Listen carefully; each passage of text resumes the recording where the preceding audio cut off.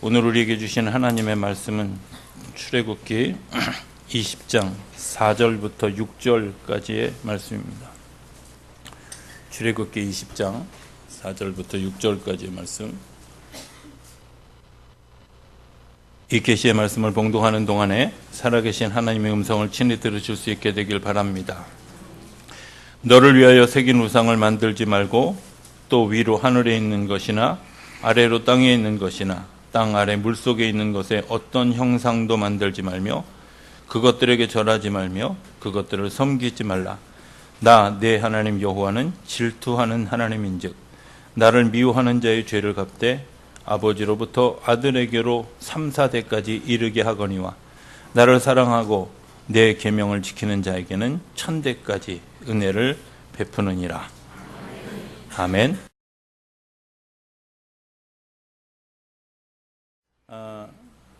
메시아 찬양 가운데 보면 할렐루야가 막 가다가 딱 끝나요. 그리고 한참 있다가 다시 마지막에 나오잖아요. 근데 보통의 경우 이제 첫 번에 연주하는 사람들은 그 딱 끝나는 데서 막 박수 치죠. 그죠? 예. 오늘 곡이 좀 난해한 것 같아요. 언제 끝나야 되는지를 잘 몰라.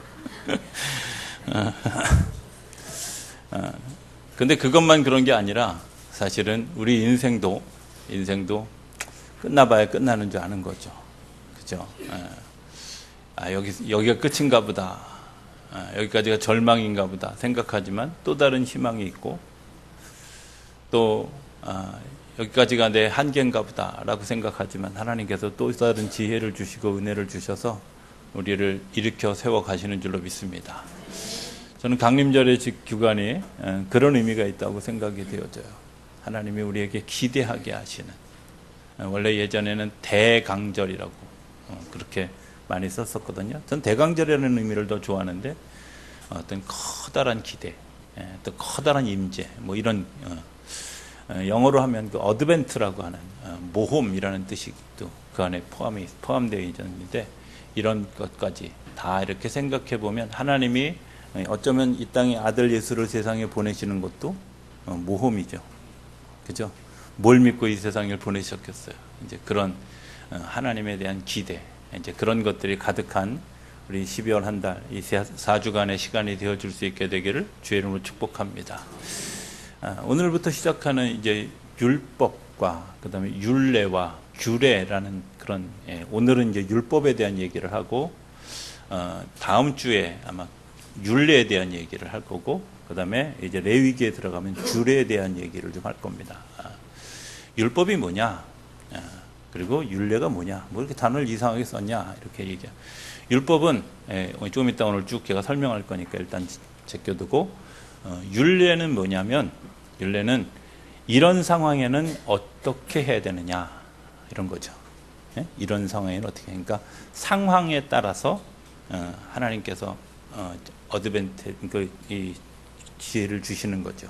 하나님께서 원칙을 정해놓은 이런 상황들. 규례는 뭐냐? 이것을 지키는 것이 이 땅에서 살아가면서 더 복되고 아름다운 길이다. 최선의 길이다. 차선의 길이다. 아마 이런 것들을 이야기하는 것이 규례입니다. 율법은 뭐냐? 이제 많은 사람들이 생각하기를 이 율법이 구원을 좌우하는 것이다. 이렇게 생각하기 쉽지만 우리가 출애굽에서 어떻게 이루어졌는가 하는 것을 잘 보면 이것이 구원에 관계된 것이 아니라 축복에 관계된 것이라는 사실을 알게 됩니다.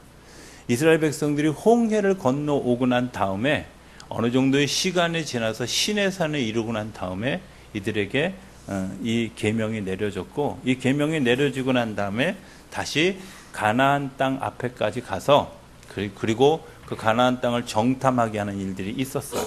그렇게 생각해 보면 이 십계명은 구원의 도구가 아니라 축복의 도구인 줄로 믿습니다.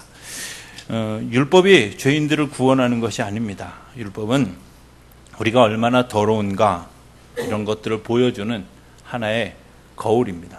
그러니까 십계명은 우리가 얼마나 하나님 앞에서 부족한 사람인가, 또 더러운 사람인가, 그리고 내가 어떤 큰 기둥 안에서 살아가야 할 것인가, 그렇게 살아가는 사람이 누리는 축복은 무엇인가, 이런 것들을 우리에게 말씀해 주시는 통로입니다. 그러니까 우리를 결국 깨끗하게 하고 우리의 필요를 채워주시는 것은 예수 그리스도 한 분밖에 없는데 그 예수 그리스도 한 분으로 다가가기 위한 그분을 바라볼 수 있도록 그 거울을 깨끗이 닦는 과정이 저는 이 십계명이다 이렇게 생각이 되어집니다. 율법은 구원의 도구가 아니라 축복의 도구인 줄로 믿습니다. 하나님의 나라 백성이 누리는 복을 경험하는 것을 이야기합니다. 여러분들이 이 십계명을 잘 기억하고 그 말씀을 따라가는 것 때문에 하늘의 복을 누리는 역사가 저와 여러분들 가운데 일어나게 되기를 주의 이름으로 축복합니다. 정말 중요한 것이 있습니다. 이 십계명을 많은 사람들이, 저도 굉장히 많이 오해했습니다. 사람을 구속하는 거다 이렇게 생각했습니다. 뭐 하지 말라가 이렇게 많냐, 6개나 되고 뭐 하라는 것도 사실은 별로 하기 힘든 것들만 하라고 하는, 어떻게 보면 하나님이 굉장히 이기적이다 이제 이렇게 생각할 수도 있습니다. 그런데 그 안에 조금만 더 들어가서 생각해 보면 하나님이 이기적인 것이 아니라 하나님이 얼마나 우리를 사랑하시는지 알게 된다는 겁니다. 하나님이 얼마나 우리를 사랑하시는지. 그런 십계명을 다시 읽으면서 하나님이 나를 얼마나 사랑하는가 하는 것들을 발견하게 되고 그것 때문에 감사하는 그런 시간들이 있었습니다. 하나님이 얼마나 나를 사랑하시는지. 우리가 잘 아는 것처럼 십계명의 첫 번째 계명은 너희가 나 외에는 다른 신들을 두지 말아라. 그죠? 예. 나 외에는, 거기 이렇게 보면 웬만한 성경에 다 1번 그려놓고 내 앞에 이렇게 번역되어 있어요. 나 외에 내 앞에. 자, 부모가 제일 서운할 게 뭔지 아십니까? 여러분들이 육신의 부모가 제일 서운한 게 뭐냐면 나보다 옆집 아저씨한테 더 잘하고 나보다 옆집 아줌마한테 더 잘하는 거죠. 그죠? 예. 나한테는 엄마 이렇게 부르면서 옆집 아줌마한테는 거의 엄마 부르는 톤으로 아줌마 이렇게 부르는 것을 굉장히 서운해하죠. 저는 이게 하나님의 마음이라고 생각해요. 사실 우리가 믿음이 시작된다고 하는 것은 굉장히 직관적입니다. 그렇죠? 우리가 부모를 믿죠. 왜 어떻게 믿습니까? 그냥 자연스럽게 믿어졌어요. 왜? 내가 그분으로부터 세상에 왔기 때문에 그렇습니다. 어쩌면 부모에 대한 믿음은 굉장히 절대적입니다. 하나님이 우리에게 내 앞에 다른 신을 두지 말아라 라는 말은 그런 그 직관적 믿음을 회복하라는 겁니다. 그런 투사적 믿음을 회복하라는 겁니다. 그러니까 그분이 나를 지으셨고 나는 그분이 지은 피조물입니다. 이것을 고백하라고 하는 것이 십계명의 첫 번째 계명의 핵심입니다. 그러니까 우리가 내가 하나님의 자녀입니다. 여기서부터 얻어지는 그런 이 복이 얼마나 많은지, 내가 하나님의 자녀라고 하는 인식에서부터 시작하는, 내가 하나님의 자녀인 것을 그냥 내가 직관적으로 인정하는 것, 그것 때문에 내가 얻어지는 것이 얼마나 많이 있는지 그런 것들을 우리가 기억하라는 겁니다. 그래서 하나님은 뭐라고 우리에게 얘기하냐? 내 앞에 나 외에 다른 신을 너희 두지 말아라. 다른 사람 보고 다정하게 엄마, 아빠 이렇게 부르지 말라는 얘기예요. 그냥 쉽게 표현하면 그렇습니다. 하나님을 향해서만 우리가 예배하고 하나님이 나의 믿음의 전부입니다. 이렇게 고백하는 것이 신앙생활, 아니면 삶을 살아가는 일의 첫 번째 굉장히 중요한 단계입니다. 두 번째 단계가 뭐냐면 이제 가르치는 단계입니다. 가르치는 단계. 두 번째 단계는 뭐냐면 이제 이 자녀들을 잘 양육하기, 잘 지키기 위해서 부모들이 이제 가르치죠. 어떻게 가르칩니까? 대부분 집에 가면 가훈, 가풍 이런 것들이 있잖아요. 그죠? 그래서 아이들이 밖에 나가서 다 얘기하죠. 우리 집은 엄격해, 우리 집은 자유스러워, 우리 집은 사랑이 넘쳐, 이렇게 얘기하잖아요. 그죠? 집안의 분위기가 있습니다. 근데 그 집안의 분위기가 사실은 생각해 보면 부모가 자녀를 어떻게 사랑할까, 어떻게 케어할까, 어떻게 도울 수 있을까, 이런 것들을 정해줘. 아마 이제 그런 것들이 우리의 가정의 분위기이고 가정에서 살아가는 삶의 어떤 하나의 스토리라고 생각이 되어집니다. 근데 이제 때로는 자녀들이 그것을 겪을 때마다 좀 억울할 때가 있죠. 예를 들면 저희 집은 통금 시간이 9시였습니다. 저녁 9시입니다. 별로 안 놀라시네요. 여러분들도 그러셨나 보죠? 예. 저는 늘 집에서 10시에 나오는 옛날에 그 방송 들었습니다. 청소년 여러분 얼른 집으로 돌아가십시오. 곧 통금 시간 됩니다. 이런 거 방송했었잖아요. 예. 고개 끄덕이는 분들은 저보다 연세 많으신 분들은 우리 그거 들으면서 다 자랐는데 분명한 건 저는 9시에 늘 집에 있었기 때문에 그거에 대해서도. 근데 어느 날부터 이제 반항이 들기 시작했죠. 그래서 9시 5분에도 들어오고 9시 10분에도 들어오고 어쩌면 이게 우리가 가지고 있는 삶의 한계다. 이제 이런 생각을 해보게 됩니다. 하나님이 우리에게 문자적으로 우리에게 이제 이런 커다란 틀을 만들어 줬는데 이 커다란 틀을 만들어 주면서 우리 안에 그 커다란 틀 밖으로 벗어나려고 하는 인간의 욕구들이 일어난다는 거죠. 우리가 이제 사랑의 종류를 4가지로 보통 얘기하죠. 에로스적인 사랑, 스톨게적인, 필레오적인 사랑, 아가페적인 사랑 이렇게 얘기하는데 사실은 에로스적인 사랑에 반대되는 말이 있습니다. 그게 뭐냐면 누드스라는 말입니다. 누드스라는 말은 카사노바적 사랑 이런 거 얘기하는 거예요. 이 여자도 좋아하고 저 여자도 좋아하고 막 다양하게 좋아하는. 어쩌면 우리가 삶을 살아가면서 가장 어려운 것들이 뭐냐면 하나님 한 분만으로 만족하지 못하는 또 하나님께서 주시는 주어진 환경, 내가 가정이라는 환경, 교회라는 환경, 혹은 나라라는 환경, 이 환경 안에 머물지 못하고 자꾸 그것을 벗어나려고 하는 그런 인간의 욕구들이 사람들에게 있다는 거죠. 그래서 하나님은 우리에게 뭐라고 얘기하시냐면 너를 위하여 새긴 우상을 만들지 말아라. 오늘 본문에 나오는 것처럼 너를 위해서 for you, 너를 위해서 자꾸 뭐 이런 다른 걸 좀 만들지 말아라. 네가 에로스적인 사랑이어도 좋다 이거예요. 그런데 너와 내가 주고받는 그런 그 사랑의 관계에 머물러야지 자꾸 이것도 좋고 저것도 좋고 또 다른 좋은 환경을 자꾸 만들지 말으라는 거죠. 하나님 내가 이것도 좋습니다. 저것도 좋습니다. 그것은 하나님이 기뻐하시는 바도 아니고 우리의 삶을 망가뜨리는 일들이 일어나게 된다는 겁니다. 제가 그 성경을 이렇게 이제 사실은 이제 저기 맨 마지막에 요한복음 21장에 나오는 이야기를 좀 하려고 그것을 이제 성경을 찾다가 그냥 심심해서 사랑이라는 단어가 저기 헬라어에 몇 개나 있는가 뭐 이런 걸 이렇게 뒤지다 보니까 거기에 에로스의 반대말이 누드스라는 말이라는 사실을 처음 발견해서 깜짝 놀랐습니다. 아 그렇구나. 근데 그게 가슴에 확 와 닿는 거예요. 여러분들 내가 누군가와 주고받는 사랑의 관계가 충분하지 않은 것 때문에 사람들의 삶 가운데 그런 일들이 일어나게 된다. 하나님과 나와의 관계가 분명하고 하나님과 나의 관계가 든든하게 서면 사실은 다른 게 문제가 되어지지 않는데 다른 것을 바라보지 않게 되어지는데 우리 안에 뭔가 서로 충실하지 못한 하나님이 충실하지 않을까 아니면 내가 충실하지 않은 걸까 둘 중에 하나 아니면 두 가지 다 문제가 되어졌을 때 우리의 삶에 우리의 변질되어진 사랑이 누드스가 되어진다고 하는 사실을 발견하게 된다는 겁니다.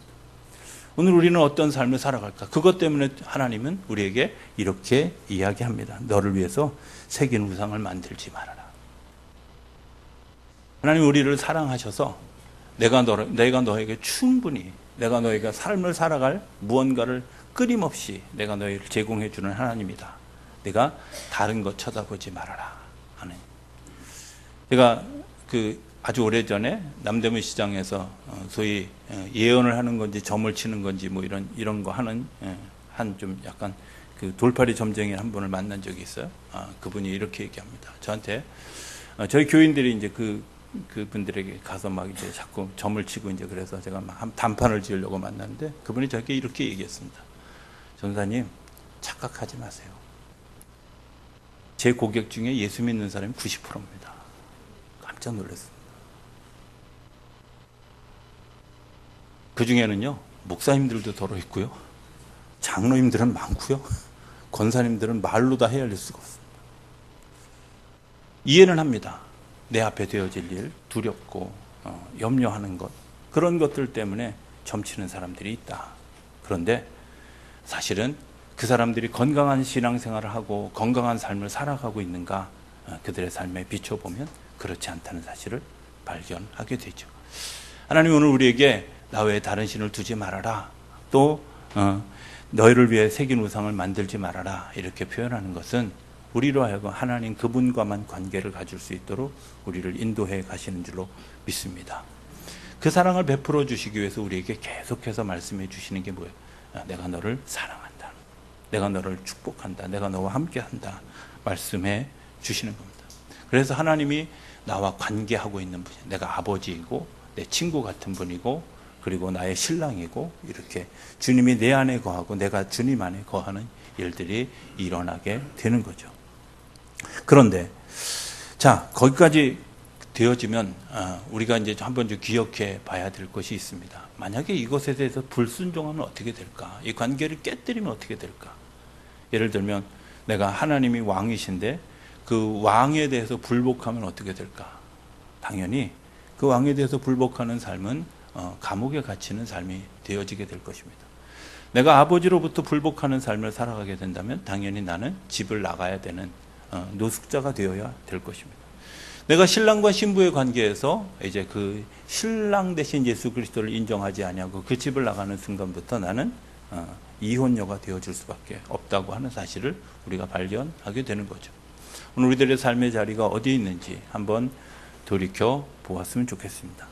하나님은 오늘 우리에게 내가 너를 사랑하고 내가 너의 아버지가 내가 너의 왕이 되어주고 너는 내 백성이다 이렇게 말씀해 예레미야를 통해서 말씀해 주셨고 이미 많은 선지자들을 통해서 말씀해 주셨고 또 뿐만 아니라 로마서 8장에는 너희들이 나를 아버지라고 부를 때 아버지라고 부를 때 너희 안에 하나님의 구원에 하나님의 복이 이르게 될 것이라고 우리에게 약속해 주셨습니다. 뿐만 아니라 마태복음의 비유에서 우리가 신랑 대신 예수라고 아가서의 책에서 신랑 대신 예수 그리스도를 계속 이야기해 주셨습니다.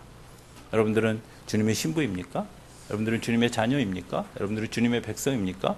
그렇다면 그 울타리를 벗어나지 않는 것이 하나님이 여러분들을 축복하시는 축복의 통로인 줄로 믿습니다.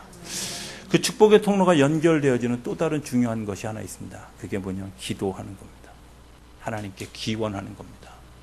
하나님을 어떻게 경험할 수 있을까? 하나님을 경험하는 방법은 간단합니다. 하나님과 친해지는 거죠. 그죠? 어떤 사람하고 친해질까요? 더불어 살아가는 사람하고 친해집니다. 하나님을 예배하고 하나님을 찬송하고 하나님께 기도하는 일들은 왜 중요하냐면 내가 하나님과 더불어서 살아가고 마음을 나누는 일들이 중요하기 때문에 그렇습니다. 여러분들 그게 있어야 더 가까워집니다. 하나님과 가까워질 수 있는 가장 좋은 길은 뭐냐? 하나님을 생각하고 하나님을 예배하고 하나님께 기도하고 이러는 것들이죠. 같이 사는 부부라 할지라도 대화가 없으면 서로의 생각을 알 수가 없습니다. 그러나 먼 곳에 있는 사람이라 할지라도 늘 마음을 나누는 사람들은 생각을 알고 상황을 알고 또 그리고 그것 때문에 제게는 그 좋은 장로님 친구가 되어진 장로가 되어진 친구 한 분이 있습니다. 이 친구는 1년에 어쩌면 전화 10통을 제대로 하지 못할 만큼 굉장히 떨어져 있습니다. 그 친구는 주로 충남 쪽에 살고 저는 여기 살고 있으니까 1년에 한 번 만나기도 어렵습니다. 그런데 중요한 것은 내가 그 친구를 위해서 기도하다가 어느 날 탁 걸려서 전화하면 여지없이 어려운 상황, 힘든 상황. 또 그 친구가 어느 날 불현듯 나한테 전화하면 그때는 여지없이 제가 기도가 필요한 상황인 것을 발견하게 됩니다. 그것은 성령 안에서 나누는 교제입니다. 기도하면서 나누는 교제입니다. 이런 교제들이 우리 안에 이루어질 때 그런 일들을 처음에 겪을 때는 신기하다 끝났지만 시간이 지나서 그것이 10년, 20년이 쌓여져 가면 그것 때문에 하나님이 우리를 통해서 서로를 중보하도록 하시는구나. 서로를 위해서 기도하도록 하시는구나. 우리가 공동체로 갈 수 있도록 인도해 주시는구나 하는 것들을 발견하게 되죠. 저는 우리 성도들이 믿음 안에서 나누는 그런 교제의 대상들이 되어줄 수 있게 되기를 기도합니다. 내가 누군가를 위해서 기도하는 것 때문에 그 사람 마음에 걸리고 그것 때문에 내가 더 기도하게 되어지고 그래서 그 사람의 상황을 알기를 원하고 그리고 더 깊이 기도할 수 있는 일들 이 일들을 할 수 있는 것은 하나님이 우리 안에 계시기 때문에 그렇죠. 하나님이 우리가 하나님의 명령을 따르지 않으면 3, 4대로 끝나지만 우리가 하나님의 복을 하나님의 인도하심을 따르면 천대에 이르도록 복을 누리겠다고 하시는 이야기는 사실은 내 의지로가 아니라 나와 더불어 살아가는 사람들과 연합되어진 것 때문에 그렇게 되어지는 줄로 믿습니다. 혼자 자기 믿음을 잘 지키는 사람은 그렇게 많지 않습니다. 그러나 그 믿음을 잘 지키기 위해서 서로 나와 더불어서 살아가는 사람들의 도움이 살아가는 사람들의 그런 그 나눔이 그리고 기도가 얼마나 중요한 일인지 하나님의 나라에는 이게 이제 들려진 예전부터 들려진 숟가락과 젓가락이 길다고 아마 이거 만든 사람은 한국 사람일 거라고 생각해요. 왜냐하면 세상에서 젓가락 쓰는 나라는 제가 알기로 일본, 우리나라, 중국밖에 없는데 믿음이 제일 좋은 나라가 우리나라니까, 그죠? 예. 젓가락이 제일 되는 거죠. 이 젓가락으로 집어서 자기가 먹을 수 없다는 겁니다. 이거 누군가 집어서 다른 사람에게 주어야 되는, 공동체로 살아야 되는 것이 하나님의 나라다. 그렇게 이해. 숟가락으로 퍼서 내가 입에 집어넣을 수 없을 만큼 긴데 그것을 다른 사람에게 줄 수 있는 것. 그게 하나님의 나라라는 거죠. 공동체로 살아갈 수밖에 없고 더불어 살아갈 수밖에 없는. 그래서 내가 살아가지만 내 이웃을 보아야 되고, 내가 살아가지만 내 소외된 사람들을 보아야 되고, 내가 살아가지만 하나님께서 필요로 하는 사람들을 공급해 주시기를 원하는 하나님의 마음이 우리 안에 있다고 하는 겁니다. 십계명은 사실은 그런 의미가 속해져 있습니다. 십계명의 뒷부분, 앞부분 4개는 하나님하고 관계된 거고 뭐 하라는 겁니다. 뒤에 4개는, 뒤에 6개는 사람하고 관계되어진 하지 말라는 겁니다. 뭘 하지 말라고 했을까? 저는 그 하지 말라고 하는 속에서 하나님의 은혜를 발견하게 됩니다. 여러분들 그렇지 않습니까? 살인하지 말라. 내게 살인하려고 하는 욕구를 내가 제어하는 것, 여기서 끝나는 것이 아니라, 그것이 나에게만 주어진 내가 주면 기어진 계명이 아니라 나와 더불어 살아가는 내 이웃에게도 똑같이 계명이 주어졌기 때문에 그들이 살인할 마음을 가지지 않은 것 때문에 내가 평안한 거죠. 그들이 살인할 마음을 내가 가지지 않은 것 때문에 내가 살아갈 수 있는 거죠. 거짓말하지 말아라. 사실은 거짓말하지 말라고 하는 것, 어떻게 생각하면 굉장히 불편한, 살면서 참 많은 거짓말을 할 수밖에 없는, 그런데 그 거짓말이 사람을 죽이기도 하고 좌절하기도 하고 넘어뜨리기도 하는데, 다른 사람이 거짓말을 하지 않도록 하나님이 율법을 주신 것 때문에 내가 믿을 수 있는 사회, 그리고 살아갈 수 있는 사회, 내가 건강하게 살아갈 수 있는 사회를 만들어갈 수 있습니다.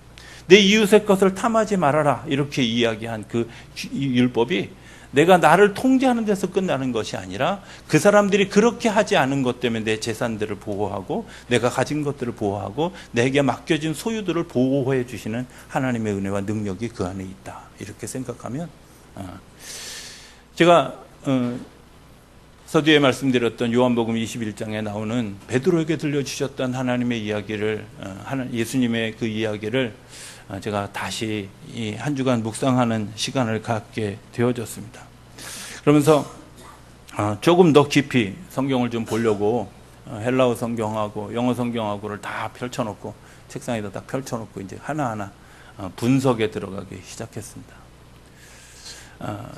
성경에 이 요한복음 21장에 나오는 핵심은 그겁니다. 핵심은 뭐냐면, 우리가 이제 한글 성경에는 네가 나를 사랑하느냐 이렇게 물으실 때, 예, 제가 주님을 사랑합니다.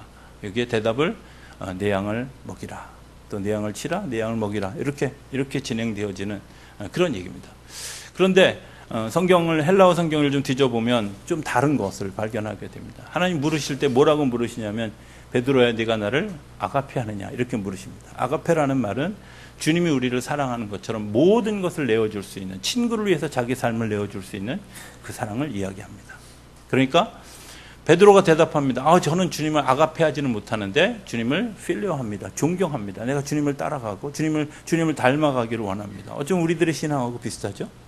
그런데 그 신앙의 고백을 했을 때 예수님이 이 베드로에게 이야기하신 이야기를 제가 미처 생각하지 못했어요. 그냥 지나갔어요. 그런데 이번에 제가 성경을 다시 읽으면서 그 안에 담겨진 의미가 뭘까 하는 것들에 관심을 가지기 시작했어요. 이런 겁니다. 보스케라는 단어를 사용합니다. 보스케라는 단어는 사실 feed라는 영어 단어의 feed인데, feed는 먹이라 이런 뜻입니다. 성경에 보면 보스케타 아르피아 이렇게 얘기하는데, 그 아르피아라는 말은 갓 태어난 양을 내가 먹여라. 그게 내가 아가페적인 사랑이 필요한 이유가 뭔지 아느냐? 내가 갓 태어난 그 양을 내가 먹이기 위해서 내가 가진 이 사랑을 네가 가져야 된다는 거예요. 여러분, 우리가 세상을 살아가면서 사랑한다고 하면서 내가 사랑합니다, 우리가 주일 아침마다 주의 사랑으로 사랑합니다 이렇게 얘기하지만, 정말 그 갓 태어난 아이, 갓 태어난 양을 돌보듯이 그것을 돌아보는 그 속에는 뭐가 있냐면, 정말 내가 그 하나님이 우리에게 베풀어 주시기를 내 목숨을 내놔도 아프지 않을 만큼의 그 사랑이 필요하다는 거예요. 그런데 주님 제가 아가페까지는 못하고요. 필레오는 합니다. 그런데 그러기엔 네가 지금 사명이 뭐냐? 내가 정말 갓 태어난 아이들을 잘 먹일 수 있는 예? Feed the lamb for me. 나의 양들을 잘 먹일, 갓 태어난 양들을 잘 먹일 수 있는 그런 게 필요해. 이렇게 얘기하십니다. 두 번째 다시 질문을 합니다. 두 번째, 네가 나를 사랑하냐? 똑같은 질문입니다. 네가 나를 아가페 하느냐? 주님, 다시 베드로가 대답합니다. 예, 주님, 제가 여전히 나는 아가페 하지 못합니다. 나는 필레오 합니다. 대답합니다. 성경에 보면 확연히 다른 내 양을 치라 이렇게 얘기하는데 거기에 쓰여지는 단어가 셰퍼드라고 하는 단어인데 히라보는 포이라이케랍니다. 포이라이케가 뭐냐면 네가 목자가 되어져. 내가 가르치기도 하고 먹이기도 하고 세우기도 하고 이런 것들을 하는. 그래서 그를 잘 돌보는 근데 이 양이 어떤 양이냐? 리틀쉽입니다. 작은 양. 이제 1, 2년 된 소위 얘기하면 성전에 드려질 제물로 드려질 양들, 작은 양들. 그 양들을 잘 돌보고 가르치고 인도하고 하는 일들, 네가 그것들의 목자가 되어줄 그 일들을 하기 위해서 네가 필요한 게 있어. 그게 뭐냐? 아가페적인 사랑이야. 네가 그래서 그 양을 네가 쳐야 돼. 이렇게 이야기합니다. 그리고 세 번째 질문을 주님께서 바꾸셨어요. 뭐라고 바꾸셨냐? 베드로야, 네가 나를 필레오 하느냐? 격을 낮추셨어요. 그러니까 제가 주님을 필레오합니다. 그리고 나서 주님께서 다시 그에게 맡기는 단어가 보스케라는 단어입니다. Feed the little sheep of me. 누구의 양이? 이제는 갓 태어난 양을 먹일 수 있는 것이 아니라 네가 많이 자라있는 양들을 먹일 수 있는 것은 뭘로? 내가 나를 존경하고 닮기를 원하고 따라가는 것으로는 가능하다는 거예요. 주님이 오늘 우리에게 요청하시는 것은 뭐냐? 요청하시는 것은 어쩌면 우리가 좀 더 믿음 안에서 더 자라가면서 더 깊은 사랑의 모습으로 자라가기를 원해요. 에로스적인 사랑에서 머물다가 느드스로 변질되어지는 삶을 얘기하는 것이 아니라 그냥 부모가 의무적으로 사랑해야 되는 스톨게적인 사랑의 이야기가 아니라 또 사람들이 이야기하는 어떤 그런 서로 사랑하긴 하되 육체적인 접촉은 없는 그런 플라토닉 사랑 이런 거 아니고 정말 사랑해야 될 것이 있는데 그게 뭐냐면 내가 예수 그리스도를 존경하고 따라가고 닮아가는 거 거기서 머물지 말고 네가 이제 어느 자리에까지 내가 너를 사랑하는 것처럼 내가 너희 백성을 사랑하는 것처럼 내가 너희를 귀하게 여기는 것처럼 나의 삶을 내어주는 것처럼 나의 삶을 나누어 주는 것처럼 그런 아가페적인 사랑의 자리에 서야 된다는 거예요. 여러분들 그 자리로 인도해가는 계명이 뭘까? 십계명입니다. 율법입니다. 하나님 우리를 그 자리로 초대해 가시는 겁니다. 왜? 하나님의 일들을 하기 위해서 아니라 하나님의 마음을 가지고 이 세상을 사랑하기 위해서. 마태복음에 보면 이렇게 얘기합니다. 너를 좋아하는 사람, 너에게 칭찬하는 사람, 너에게 박수치는 사람 좋아하는 일들은 이방인들도 한다. 그런데 너희가 해야 될 것이 있는데 그게 뭐냐? 너를 유혹하고 핍박하고 비난하고 조롱하는 사람들을 위해서도 기도하라고. 그리고 궁극적으로 그들을 사랑하라고. 믿음으로 사는 모습은 무엇일까? 우리가 십계명을 축복의 통로라고 이야기했습니다. 축복의 통로가 되는 것은 무엇일까? 내가 믿음 안에서 자라가는 것입니다. 물론 이스라엘 백성들이 이 십계명을 처음 받을 때는 이럴 만한 사람들이 아니었습니다.